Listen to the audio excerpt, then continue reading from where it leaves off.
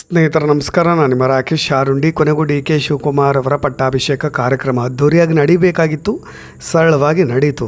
ಹಾಗಾದರೆ ಯಾರೆಲ್ಲ ಸಚಿವರಾಗಿ ಪ್ರಮಾಣ ವಚನವನ್ನು ಸ್ವೀಕಾರ ಮಾಡಿದ್ರು, ಅವರ ರಾಜಕೀಯ ಹಿನ್ನೆಲೆ ಏನು, ರಾಜಕೀಯ ಅನುಭವ ಎಷ್ಟಿದೆ ಅನ್ನೋದನ್ನ ಚುಟುಕಾಗಿ ನೋಡ್ತಾ ಹೋಗೋಣ. ಸ್ನೇಹಿತರಿಗಾಗಲೇ ಮುಖ್ಯಮಂತ್ರಿ ಡಿ ಕೆ ಶಿವಕುಮಾರ್, ಉಪಮುಖ್ಯಮಂತ್ರಿ ಡಾಕ್ಟರ್ ಜಿ ಪರಮೇಶ್ವರ್, ಸಚಿವ ಸಂಪುಟದಲ್ಲಿ ಯಾರೆಲ್ಲ ಇರ್ತಾರೆ ಅನ್ನೋದು ಕೂಡ ಫೈನಲ್ ಆಗಿದೆ. ಒಟ್ಟಾರೆಯಾಗಿ 12 ಜನ ಸಚಿವರನ್ನ ಈಗ ಆಯ್ಕೆ ಮಾಡಿರೋದು, ಅವರ ಪ್ರಮಾಣ ವಚನವನ್ನು ಬೋಧನೆ ಮಾಡಿರ್ತಕ್ಕಂಥದ್ದು. ಕಾಂಗ್ರೆಸ್ ಹೈಕಮಾಂಡ್ ಅನುಮೋದನೆ ಮಾಡಿರ್ತಕ್ಕಂಥ ನೂತನ ಸಂಪುಟದಲ್ಲಿ ಹಿರಿಯ ಮತ್ತು ಅನುಭವಿ ನಾಯಕರಿಗೆ ಆದ್ಯತೆಯನ್ನು ಕೊಡಲಾಗಿರೋದು.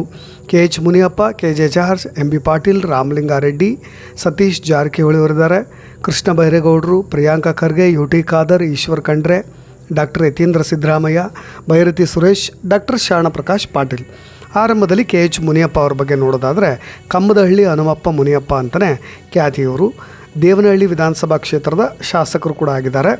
ಕರ್ನಾಟಕ ರಾಜಕಾರಣದಲ್ಲಿ ದಲಿತ ಅಂದರೆ ಮಾದಿಗ ಸಮುದಾಯದ ಪ್ರಭಾವಿ ನಾಯಕರಾಗಿ ಲೀಡರಾಗಿ ಗುರುತಿಸ್ಕೊಂಡಿದ್ದಾರೆ. 7 ಬಾರಿ MP ಆಗಿ ಆಯ್ಕೆ ಆಗಿದ್ದಾರೆ. ಕೋಲಾರ ಲೋಕಸಭಾ ಕ್ಷೇತ್ರದಿಂದ 1991ರಿಂದ 2014ರವರೆಗೆ.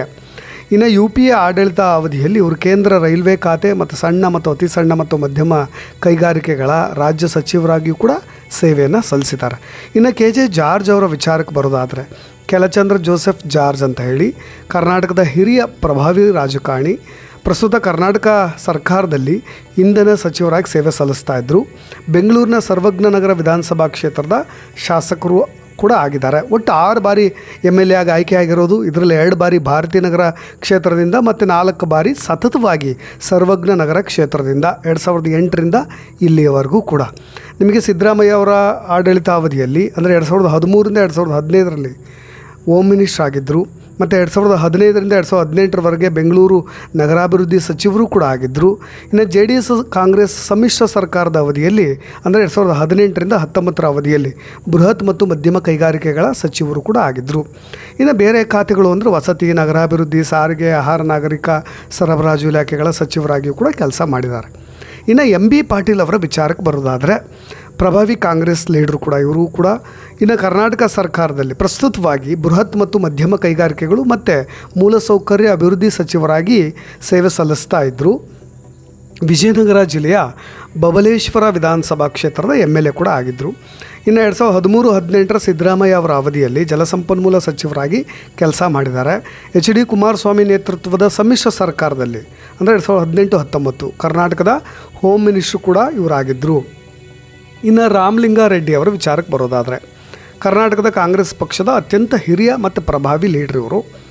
ನಿಮಗೆ ಗೊತ್ತಿರೋ ಹಾಗೆ ಸಿದ್ದರಾಮಯ್ಯ ನೇತೃತ್ವದ ಸಚಿವ ಸಂಪುಟದಲ್ಲಿ ಸಾರಿಗೆ ಮತ್ತು ಮುಜರಾಯಿ ಇಲಾಖೆ ಸಚಿವರಾಗಿ ಸೇವೆ ಸಲ್ಲಿಸ್ತಾ ಇದ್ದರು. ಬೆಂಗಳೂರಿನ BTM ಲೇಔಟ್ನಲ್ಲಿ ಇವರು MLA ಆಗಿ ಆಯ್ಕೆಯಾಗಿದ್ದಾರೆ. ಸತತ 8 ಬಾರಿ MLA ಆಗಿರೋದು ಇವರು. ಬೆಂಗಳೂರಿನ ಜಯನಗರ ಮತ್ತು BTM ಲೇಔಟ್ ಕ್ಷೇತ್ರಗಳಿಂದ ಸತತವಾಗಿ 8 ಬಾರಿ MLA ಆಗುವ ಮುಖಾಂತರವಾಗಿ ದಾಖಲೆ ಬರೆದಿದ್ದಾರೆ. ಸೋಲನ್ನೇ ಕಾಣದ ಬಹಳ ಅಪರೂಪ ರಾಜಕಾರಣಿಗಳಲ್ಲಿ ಇವರು ಕೂಡ ಒಬ್ಬರು. 2017-18ರ ಅವಧಿಯಲ್ಲಿ ಸಿದ್ದರಾಮಯ್ಯ ಸರ್ಕಾರದಲ್ಲಿ ಹೋಮ್ ಮಿನಿಸ್ಟರ್ ಆಗಿದ್ದರು ಮತ್ತು 2013-17ರ ಅವಧಿಯಲ್ಲಿ ಸಾರಿಗೆ ಸಚಿವರಾಗಿ ಕೆಲಸ ಮಾಡಿದ್ದಾರೆ. ಇನ್ನು ಬೇರೆ ಬೇರೆ ಖಾತೆಗಳನ್ನು ಕೂಡ ಇವರು ಹ್ಯಾಂಡಲ್ ಮಾಡಿದ್ದಾರೆ. ಪ್ರೌಢಶಿಕ್ಷಣ ಮತ್ತು ಪ್ರಾಥಮಿಕ ಶಿಕ್ಷಣ ಸಚಿವರಾಗಿ ಮತ್ತು ಬೆಂಗಳೂರು ನಗರಾಭಿವೃದ್ಧಿ ಹಾಗೂ ಹಣಕಾಸು ಮತ್ತು ಕೈಗಾರಿಕಾ ಇಲಾಖೆಗಳ ರಾಜ್ಯ ಸಚಿವರಾಗಿಯೂ ಕೂಡ ಕಾರ್ಯನಿರ್ವಹಣೆ ಮಾಡಿದ್ದಾರೆ. ಇನ್ನು ಸತೀಶ್ ಜಾರಕಿಹೊಳಿ ಅವರ ವಿಚಾರಕ್ಕೆ ಬರೋದಾದರೆ ಬೆಳಗಾವಿ ಜಿಲ್ಲೆಯ ಯಮಕನಮರಡಿ ವಿಧಾನಸಭಾ ಕ್ಷೇತ್ರದ ಶಾಸಕರಿವರು. ಈಗ ಪ್ರಸ್ತುತವಾದಂಥ ಸಿದ್ದರಾಮಯ್ಯ ಸರ್ಕಾರದಲ್ಲಿ ಲೋಕೋಪಯೋಗಿ ಇಲಾಖೆ ಸಚಿವರಾಗಿ ಸೇವೆ ಸಲ್ಲಿಸ್ತಾ ಇದ್ದರು. ಇನ್ನು ಹಿಂದಿನ ಸರ್ಕಾರಗಳ ಅವಧಿಯಲ್ಲಿ ಅರಣ್ಯ ಮತ್ತು ಪರಿಸರ ವಿಜ್ಞಾನ ಮತ್ತು ಜೀವ ಪರಿಸ್ಥಿತಿ ಇಲಾಖೆ ಮತ್ತು ಅಬಕಾರಿ ಇಲಾಖೆ ಸಚಿವರಾಗಿಯೂ ಕೂಡ ಕೆಲಸ ಮಾಡಿದ್ದಾರೆ. ಹೆಚ್ಚಾಗಿ ಅಹಿಂದ ಲೀಡರ್ ಅಂತಲೇ ಕರೀತಾರೆ, ಯಾಕೆಂದರೆ ಬುದ್ಧ, ಬಸವ, ಅಂಬೇಡ್ಕರ್ ಅನುಯಾಯಿ ಇವರು. ಹಾಗಾಗಿ ಈ ಥರದ ವಿಷಯಗಳಲ್ಲಿ ಪ್ರಮುಖವಾದಂಥ ಧ್ವನಿಯಾಗ್ತಾರೆ ಇವರು. ಇನ್ನು ಕೃಷ್ಣ ಬೈರೇಗೌಡರ ವಿಚಾರಕ್ಕೆ ಬರೋದಾದರೆ ತುಂಬ ವಿದ್ಯಾವಂತ, ದಕ್ಷ, ಪ್ರಭಾವಿ ಕಾಂಗ್ರೆಸ್ ಲೀಡರು. ಇದೇ ಸಿದ್ದರಾಮಯ್ಯ ಸರ್ಕಾರದಲ್ಲಿ ಕಂದಾಯ ಇಲಾಖೆ ಮತ್ತು ಸಂಸದೀಯ ವ್ಯವಹಾರಗಳ ಸಚಿವರಾಗಿ ಸೇವೆ ಸಲ್ಲಿಸ್ತಾ ಇದ್ದರು.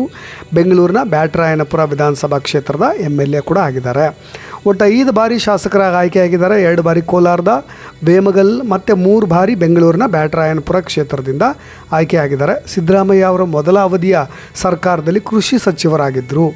ಇನ್ನು ಎಚ್ ಡಿ ಕುಮಾರಸ್ವಾಮಿ ನೇತೃತ್ವದ ಸಮ್ಮಿಶ್ರ ಸರ್ಕಾರದಲ್ಲಿ ಗ್ರಾಮೀಣಾಭಿವೃದ್ಧಿ ಮತ್ತು ಪಂಚಾಯತ್ ರಾಜ್ ಇಲಾಖೆಯ ಜವಾಬ್ದಾರಿಯನ್ನು ಕೂಡ ಹೊತ್ಕೊಂಡಿದ್ದರು. ಈಗ ಸದ್ಯ ಸಿದ್ದರಾಮಯ್ಯ ಅವರ ಆಡಳಿತಾವಧಿಯಲ್ಲಿ ಹಾಸನ ಜಿಲ್ಲೆ ಉಸ್ತುವಾರಿ ಸಚಿವರು ಕೂಡ ಆಗಿದ್ದಾರೆ. ಇನ್ನು ಪ್ರಿಯಾಂಕಾ ಖರ್ಗೆ ಅವರ ವಿಚಾರಕ್ಕೆ ಬರೋದಾದರೆ, ಪ್ರಸ್ತುತ ಸಿದ್ದರಾಮಯ್ಯ ನೇತೃತ್ವದ ಸಚಿವ ಸಂಪುಟದಲ್ಲಿ ಗ್ರಾಮೀಣಾಭಿವೃದ್ಧಿ ಮತ್ತು ಪಂಚಾಯತ್ ರಾಜ್ ಹಾಗೂ ಮಾಹಿತಿ ತಂತ್ರಜ್ಞಾನ ಮತ್ತು ಜೈವಿಕ ತಂತ್ರಜ್ಞಾನದ ಸಚಿವರಾಗಿ ಸೇವೆ ಸಲ್ಲಿಸ್ತಾ ಇದ್ದರು. ಕಲಬುರಗಿ ಜಿಲ್ಲೆಯ ಚಿತ್ತಾಪುರ ವಿಧಾನಸಭಾ ಕ್ಷೇತ್ರದ MLA ಪ್ರಿಯಾಂಕಾ ಖರ್ಗೆ ಅವರು ಕಲಬುರಗಿ ಜಿಲ್ಲೆಯ ಪರಿಶಿಷ್ಟ ಜಾತಿ SC ಮೀಸಲು ಕ್ಷೇತ್ರವಾದಂಥ ಚಿತ್ತಾಪುರದಿಂದ ಸತತ 3 ಬಾರಿ 2013, 18, 23 MLA ಆಗಿ ಆಯ್ಕೆ ಆಗಿರೋದು. ಮಾಹಿತಿ ತಂತ್ರಜ್ಞಾನ ಮತ್ತು ಪ್ರವಾಸೋದ್ಯಮದ ಸಚಿವರಾಗೂ ಕೂಡ ಕೆಲಸ ಮಾಡಿದ್ದಾರೆ 16ರಿಂದ 18ನೇ ಪೀರಿಯಡ್ನಲ್ಲಿ. ಜೊತೆಗೆ ಇದೇ ಎಚ್ ಡಿ ಕುಮಾರಸ್ವಾಮಿ ನೇತೃತ್ವದ ಸಮ್ಮಿಶ್ರ ಸರ್ಕಾರದಲ್ಲಿ ಸಮಾಜ ಕಲ್ಯಾಣ ಇಲಾಖೆ ಜವಾಬ್ದಾರಿಯನ್ನು ಕೂಡ ಹೊತ್ಕೊಂಡಿದ್ದರು.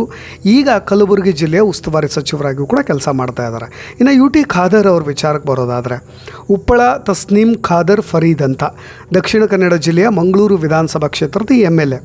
ಹಿಂದೆ ಉಳ್ಳಾಲ ವಿಧಾನಸಭಾ ಕ್ಷೇತ್ರ ಆಗಿತ್ತಲ್ಲ ಅದು.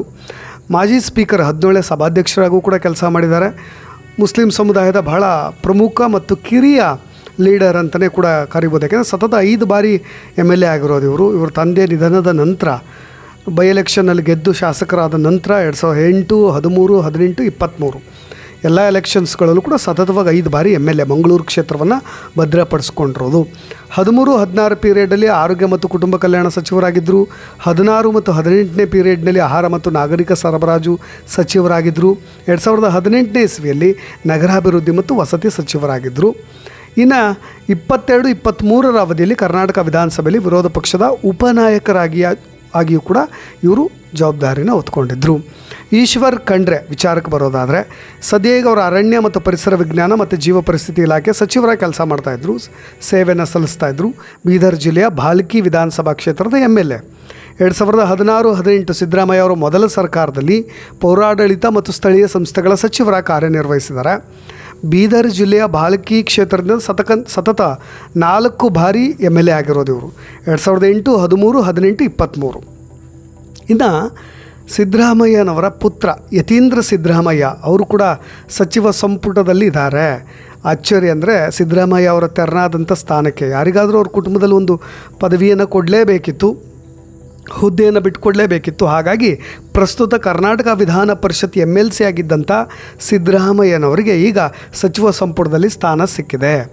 ಮೈಸೂರು ಜಿಲ್ಲೆಯ ವರುಣ ವಿಧಾನಸಭಾ ಕ್ಷೇತ್ರದಿಂದ 2018ರ ಚುನಾವಣೆಯಲ್ಲಿ ಭರ್ಜರಿ ಜಯ ಗಳಿಸಿದ್ದವರು ಯತೀಂದ್ರ ಸಿದ್ದರಾಮಯ್ಯನವರು. ಆದರೆ 2023ರ ವಿಧಾನಸಭಾ ಚುನಾವಣೆಯಲ್ಲಿ ಸಿದ್ದರಾಮಯ್ಯ ಅವರಿಗೋಸ್ಕರ ಅವರು ಸ್ಪರ್ಧೆ ಮಾಡ್ತಾ ಇದ್ದಂಥ ವರುಣ ಕ್ಷೇತ್ರವನ್ನು ಬಿಟ್ಟುಕೊಟ್ಟು ಅವರ ಗೆಲುವಿಗೋಸ್ಕರ ತೆರೆಮರೆಯಲ್ಲಿ ಶ್ರಮಿಸಿದರು. ಇನ್ನು ಈ ಬಾರಿ ಅವರಿಗೆ ವಿಧಾನ ಪರಿಷತ್ ಸದಸ್ಯರಾಗಿ ಅವಿರೋಧವಾಗಿ ಆಯ್ಕೆಯಾಗಿದ್ದರು. ಅವರು 2024ನೇ ಅವಧಿಯಲ್ಲಿ ಈಗ ಆ ಸ್ಥಾನದಿಂದ ಸಚಿವ ಸಂಪುಟಕ್ಕೆ ನೇರವಾಗಿ ಆಯ್ಕೆ ಆಗ್ತಾ ಇದ್ದಾರೆ. ಇನ್ನು ಭೈರತಿ ಸುರೇಶ್ ಬೆಂಗಳೂರಿನ ಹೆಬ್ಬಾಳ ವಿಧಾನಸಭಾ ಕ್ಷೇತ್ರದ MLA. ಹೆಬ್ಬಾಳ ಕ್ಷೇತ್ರದಿಂದ ಸತತ 2 ಬಾರಿ ಆಯ್ಕೆ ಆಗಿದ್ದಾರೆ. 2018, 2023. 2012ರಲ್ಲಿ ಸ್ವತಂತ್ರ ಅಭ್ಯರ್ಥಿಯಾಗಿ ಸ್ಪರ್ಧೆ ಮಾಡಿ ಕರ್ನಾಟಕ ವಿಧಾನ ಪರಿಷತ್ MLC ಸದಸ್ಯರಾಗಿಯೂ ಕೂಡ ಶಾಸನ ಸಭೆಗೆ ಪ್ರವೇಶ ಕೊಟ್ಟಿದ್ದರು. ಇನ್ನು ಡಾಕ್ಟರ್ ಶರಣಪ್ರಕಾಶ್ ಪಾಟೀಲ್ ಅಂದರೆ ಶರಣಪ್ರಕಾಶ್ ರುದ್ರಪ್ಪ ಪಾಟೀಲ್ ಅಂತ ಕಲಬುರಗಿ ಜಿಲ್ಲೆಯ ಸೇಡಂ ವಿಧಾನಸಭಾ ಕ್ಷೇತ್ರದ MLA. ಇದಕ್ಕೂ ಮುನ್ನ ಸಿದ್ದರಾಮಯ್ಯ ಅವರ ಸಚಿವ ಸಂಪುಟದಲ್ಲಿ ಮೇ 2023ರಿಂದ ಮೇ 2026 ವೈದ್ಯಕೀಯ ಶಿಕ್ಷಣ, ಕೌಶಲ್ಯಾಭಿವೃದ್ಧಿ, ಜೀವನೋಪಾಯ ಮತ್ತು ಉದ್ಯಮಶೀಲತೆ ಇಲಾಖೆಯ ಸಚಿವರಾಗಿ ಕಾರ್ಯನಿರ್ವಹಿಸಿದರು. 2013, 2018ರ ಸಿದ್ದರಾಮಯ್ಯ ಅವರ ಮೊದಲ ಅವಧಿಯ ಸರ್ಕಾರದಲ್ಲೂ ಕೂಡ ಇವರೇ ವೈದ್ಯಕೀಯ ಶಿಕ್ಷಣ ಸಚಿವರಾಗಿದ್ದರು. ಇವರು ಕಲಬುರಗಿ ಸೇಡಂ ಕ್ಷೇತ್ರದಿಂದ ಒಟ್ಟು 4 ಬಾರಿ ಶರಣಪ್ರಕಾಶ್ ಪಾಟೀಲ್ ಅವರು ಗೆದ್ದು ಬಂದಿರೋದು. 2004, 2008, 2013 ಮತ್ತು 2023 MLA ಆಗಿ ಆಯ್ಕೆಯಾಗಿದ್ದಾರೆ. ಇದಿಷ್ಟು DK ಶಿವಕುಮಾರ್ ಅವರ ದರ್ಬಾರ್ ಶುರುವಾಗ್ತಾ ಇದ್ದಾಗೆ ಅವರ ಸಚಿವ ಸಂಪುಟದಲ್ಲಿ ಕಂಡುಬಂದಂಥ ನೂತನ ಹೆಸರುಗಳು. ನೋಡೋಣ ಮುಂದೆ ಯಾರೆಲ್ಲ ಸಚಿವರಾಗಿ ಆಯ್ಕೆ ಆಗ್ತಾರೆ ಅನ್ನೋದರ ಅಪ್ಡೇಟ್ಸ್ಗಳೊಂದಿಗೆ ಮತ್ತೆ ಬರ್ತೀನಿ. ನಾನು ರಾಕೇಶ್ ಆರುಂಡಿ. ಧನ್ಯವಾದ.